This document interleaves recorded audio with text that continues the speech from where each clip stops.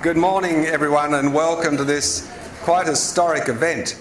It's Cruise3Sixty Australasia. Historic because it is the first time that a clear event of this nature has been held anywhere outside North America.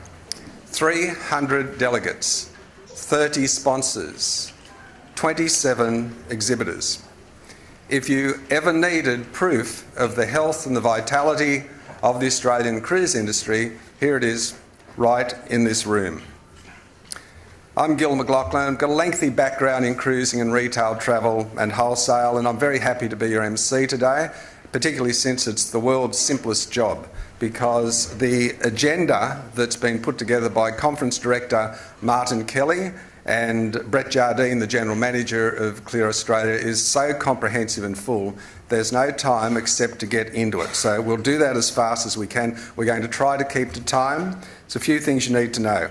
We do have an unusual method of running the conference. So there are two things happening concurrently. The first is the presentations and the panel discussions which will be going on in this room. And the other, of course, is the exhibition. Now, you are totally free to move between the two at will, so you can maximise your attendance here today. And we'd really encourage you to do that. We have a lot of exhibitors. They're all incredibly important. I reckon this must be the largest gathering of genuinely relevant participants in the cruise industry that I've ever seen in Australia, making it even more significant, this event.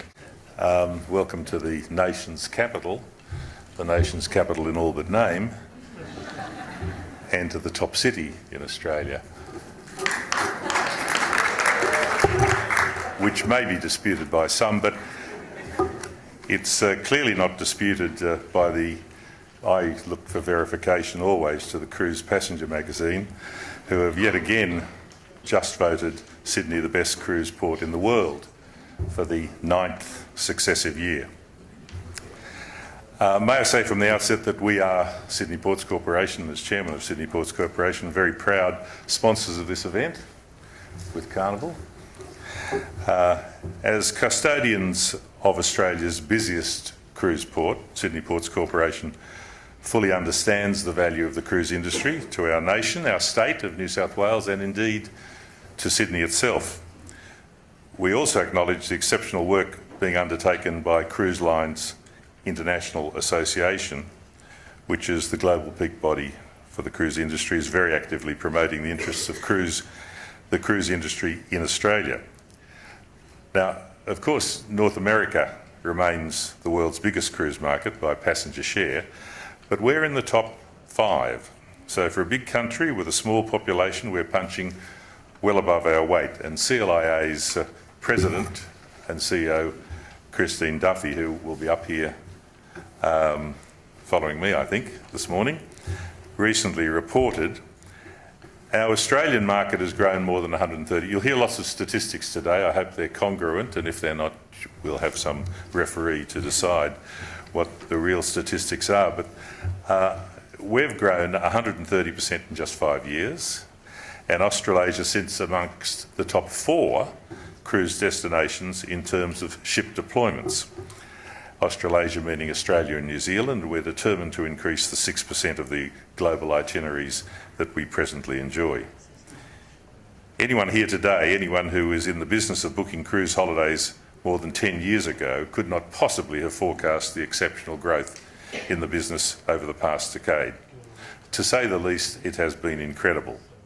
10 years ago, the overseas passenger terminal at Circular Quay, which I assume you're familiar with, received 20 ships for the entire season, just 20 ships. And this season, the same terminal is receiving more than 160 ships. And while the rate of growth is now easing, and how could it not, it is still very likely that demand for the terminal will exceed 200 ships by the end of the decade. No matter how you look at it, and at some point in the near future, demand will seriously challenge supply. Unless new cruise berths are found and developed, we will have a problem. That's our challenge. And that's the challenge that must be met. To that end, we are well in the process of maximising the efficiency and capacity of the overseas passenger terminal. It has served Sydney well since the 1950s, but it's now struggling with the ever-increasing size of ships and the larger passenger turnarounds. I'm sure you're all aware of the OPT's strengths and its shortcomings, but many of you may not be aware that in a few months' time we will begin a terminal upgrade that will greatly improve our ability to turn around vessels, with passenger loads of up to 35,000 and even handle the 5,000 passenger quantum ships that we'll visit sometime in the near future. We'll do this by creating additional space to improve provisioning operations and passenger flows, by upgrading passenger amenities and revising the traffic solution around the terminal itself. And of course we're working closely with key stakeholders, especially the cruise industry, to make sure that we get it right. Our Minister, the Honourable Duncan Gay, the Minister for Ports, will be giving you further details on this later this morning, just before lunch. In a separate but parallel project, the Overseas Passenger Terminal wharf itself will undergo a $12 million extension towards Campbell's Cove, that is to say out into the harbour, as a permanent solution to berthing very large ships like the Queen Mary and the QE2.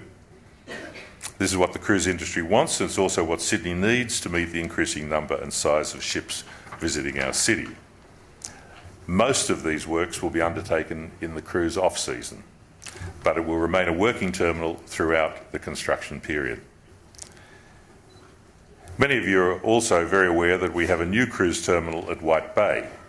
This truly magnificent building, which has won international architectural awards since its opening in April last year, has received very positive passenger feedback. It's a little further from the CBD than the Overseas Passenger Terminal, and how could it not be further? The Overseas Passenger Terminal is actually right in the centre of the city.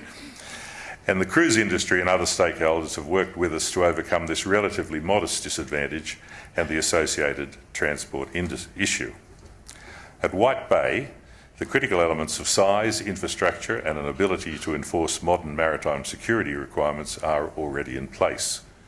When you add the availability of the neighbouring White Bay 4 to simultaneously host a second cruise ship, White Bay has a lot going for it.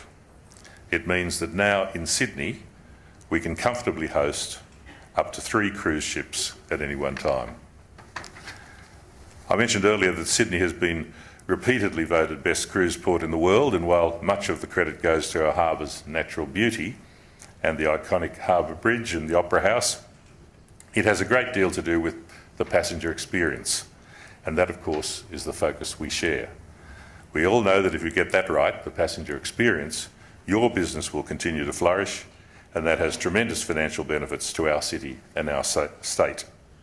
Thank you, and please enjoy the conference and our city.